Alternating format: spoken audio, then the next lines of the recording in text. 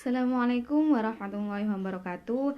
Nama saya Karismawati Kaulandari, NIM E 20191155 dari Prodi Perbankan Syariah 4, Fakultas Ekonomi dan Bisnis Islam. Di sini saya akan menanggapi video dari dosen saya, Pak Dr. Abdul Wadud Nafis, LC/MEI, tentang teori pendapatan nasional. Yang pertama, saya akan menjelaskan tentang apa sih pengertian pendapatan nasional itu. Pendapatan nasional merupakan seluruh pendapatan yang diterima oleh masyarakat atau seluruh rumah tangga keluarga dalam suatu negara dengan kurun waktu tertentu, biasanya dalam waktu 1 tahun. Pendapatan nasional adalah salah satu indikator untuk dapat mengukur perkembangan tingkat pembangunan dan kesejahteraan pada satu negara dari waktu ke waktu. Dengan metode penghitungan pendapatan nasional dapat diketahui arah, tujuan, dan struktur perekonomian negara. Yang kedua, saya akan menjelaskan tentang manfaat pendapatan nasional. Pada dasarnya, pendapatan nasional dilakukan untuk mengetahui perkembangan ekonomi suatu negara. Tetapi, menghitung pendapatan nasional adalah hal penting karena memiliki banyak manfaat, yaitu yang pertama, mengetahui tingkat kemakmuran suatu negara. Yang kedua, mengevaluasi kinerja perekonomian dalam skala tertentu. Yang ketiga, mengukur perubahan perekonomian dari waktu ke waktu. Yang keempat, membandingkan kinerja ekonomi antar sektor.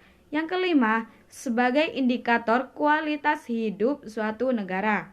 Yang keenam, sebagai indikator perbandingan kinerja ekonomi antar negara. Yang ketujuh, sebagai indikator perbandingan kualitas standar hidup suatu negara dalam negara lain. Yang ke-8, sebagai ukuran dan perbandingan pertumbuhan ekonomi dari waktu ke waktu. Yang ke-9, sebagai ukuran dan perbandingan pertumbuhan ekonomi dan kekayaan antar negara. Selanjutnya, saya akan menjelaskan tentang manfaat pendapatan nasional. Dalam menghitung pendapatan nasional, dibutuhkan kategori-kategori dalam pendapatan nasional itu sendiri. Pada dasarnya, pendapatan nasional dibagi menjadi 6 kategori. Di antaranya yaitu yang pertama, produk domestik bruto atau GDP. Yang kedua, produk nasional bruto atau GNP. Yang ketiga, produk nasional neto atau NNP. Yang keempat, pendapatan nasional neto atau NNI. Yang kelima, pendapatan perseorangan atau PI. Yang keenam, pendapatan yang siap dibelanjakan. Berikut ini saya akan menjelaskan satu persatu tentang kategori pendapatan nasional. Yang pertama, produk domestik bruto atau GDP. Produk domestik bruto merupakan jumlah produk berupa barang dan jasa yang dihasilkan oleh unit-unit produksi di dalam batas waktu suatu negara atau domestik selama 1 tahun. Dalam perhitungan GDP ini termasuk juga barang atau jasa yang dihasilkan oleh perusahaan maupun instansi asing yang terkait, asalkan wilayahnya masih dalam wilayah suatu negara atau domestik tersebut. Contohnya ya, seperti perusahaan X dari Jepang yang mempunyai cabang di Indonesia. Hasil berupa barang dan jasa tersebut termasuk ke dalam GDP. Yang kedua, tentang produk nasional bruto atau GNP. Produk nasional bruto merupakan nilai produk berupa barang dan jasa yang dihasilkan oleh penduduk suatu negara selama 1 tahun, termasuk yang dihasilkan oleh warga negara tersebut yang dihasilkan di luar negeri. Contohnya, seperti seorang pria dari Indonesia yang menjual pakaian di Malaysia. Hasil berupa barang dan jasa itu termasuk dalam GNP. Rumusnya gini cara menghitung GNP.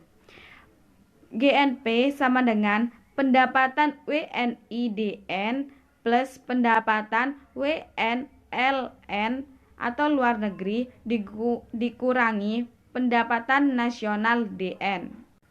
Yang ketiga, tentang produk nasional neto atau NNP. Untuk rumus menghitung produk nasional neto adalah yaitu NNP sama dengan GNP dikurangi depresiasi atau penyusutan barang modal. Penyusutan adalah penggantian barang modal dari peralatan produksi yang dipakai dalam proses produksi. Umumnya bersifat taksiran sehingga dapat menimbulkan kekeliruan meskipun relatif kecil. Keempat, tentang pendapatan nasional neto atau NNI. Pendapatan nasional neto merupakan pendapatan yang dihitung menurut jumlah balas jasa yang diterima oleh masyarakat sebagai pemilik faktor produksi. Pajak tidak langsung adalah pajak yang bebannya dapat dialihkan kepada pihak lain seperti pajak hadiah, pajak penjualan, dan lain-lain. Rumus NNI yaitu NNI sama dengan NNP dikurangi pajak tidak langsung.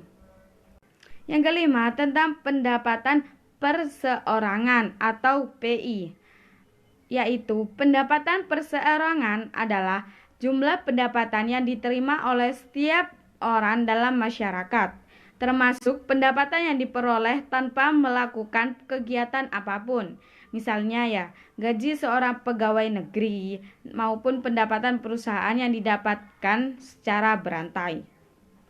Transfer payment adalah penerimaan yang bukan merupakan balas jasa produksi, melainkan diambil sebagai dari pendapatan nasional tahun lalu, seperti pembayaran dana pensiunan, tunjangan pengangguran, dan sebagainya. Rumus PI yaitu PI sama dengan NNI dikurangi pajak perusahaan, dikurangi iuran, dikurangi laba ditahan, ditambah transfer payment. Yang keenam, tentang pendapatan yang siap dibelanjakan, yaitu pendapatan yang siap dibelanjakan juga disebut disposable income, yaitu pendapatan yang siap untuk dimanfaatkan guna membeli barang dan jasa konsumsi dan selebihnya menjadi tabungan yang disalurkan menjadi investasi. Pajak langsung adalah pajak yang bebannya tidak dapat dialihkan kepada pihak lain seperti pajak pendapatan. Rumus pendapatan yang siap dibelanjakan yaitu DI sama dengan PI dikurangi pajak langsung. Berikut ini saya akan menjelaskan klasifikasi perekonomian di Indonesia. Perekonomian Indonesia dibagi menjadi beberapa sektor atau lapangan usaha yang terbagi ke dalam 3 kelompok, yaitu sektor primer, sektor sekunder, dan sektor tersier. Sektor primer. Sektor ini mencakup kebutuhan pokok rakyat Indonesia pada umumnya, yakni sandang, papan, dan pangan. Sektor ini terdiri dari pertanian, peternakan, kehutanan, dan perikanan, serta pertambangan dan penggalian. Yang kedua, sektor sekunder. Sektor ini adalah sektor yang masih berisi kebutuhan manusia di kehidupan sehari-hari, meskipun bukan termasuk kebutuhan pokok. Sektor ini terdiri dari industri pengolahan listrik, air, dan gas. Yang kedua, sektor tersier.